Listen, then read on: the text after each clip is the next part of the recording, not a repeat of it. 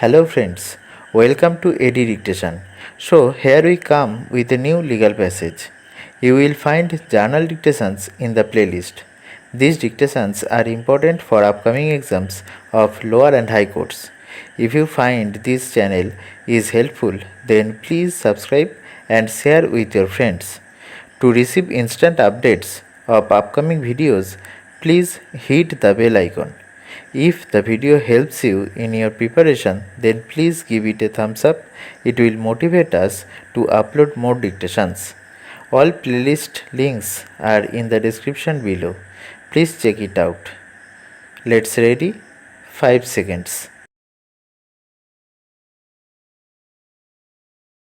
Start.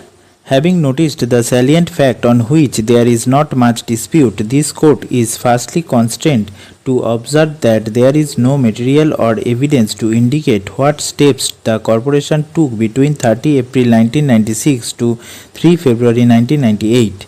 There is not one shred of evidence to indicate as to whether any notice was issued to the petitioner during this period to participate in the disciplinary proceedings.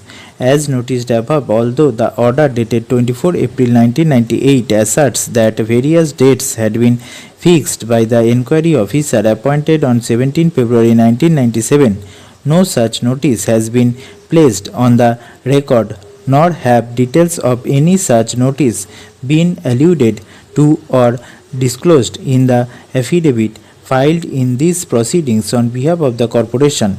Even the order sheet, which stands appended along with the counter affidavit of the corporation, refers to dates which were fixed in 1996. On the above state of the record, the submission of the learned counsel for the petitioner that the disciplinary proceedings were revived only in 1998 after a long spell of unexplained silence and inaction appears to have force.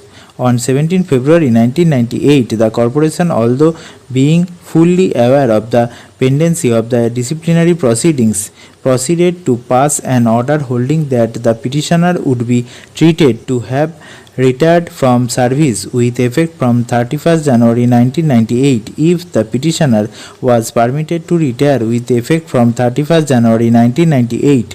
This court fails to comprehend what authority inhered in the corporation to proceed with or continue the disciplinary proceedings or to inflict any punishment upon the petitioner. Para.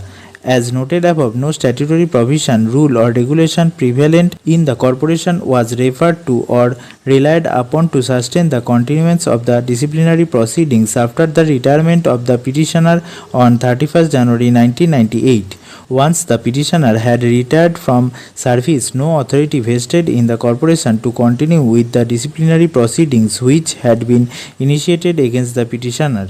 Retirement of an employee cuts the cord which connects the two entities and severs all relationship of master and servant or employer and employee.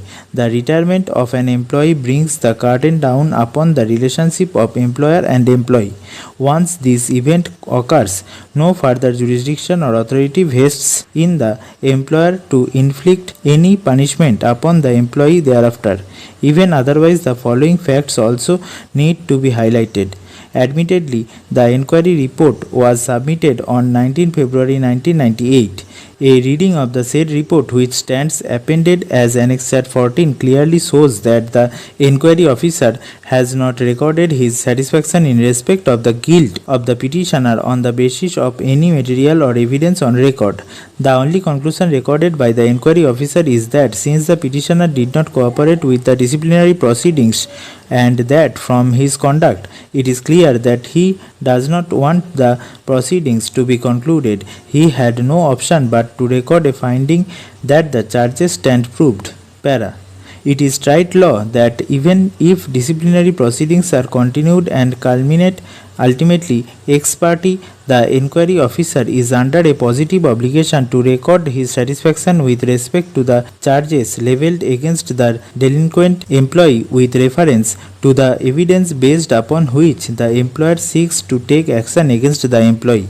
Even this rudimentary and settled principle was not borne in mind by the inquiry officer.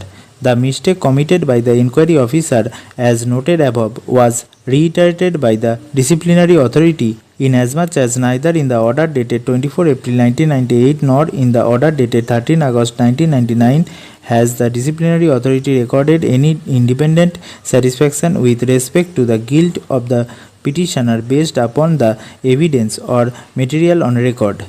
This, of course, subject to the caveat that the failure of the inquiry officer to record his conclusions on each charge is not a flaw which could perhaps have been cured by the disciplinary authority for the first time. Stop.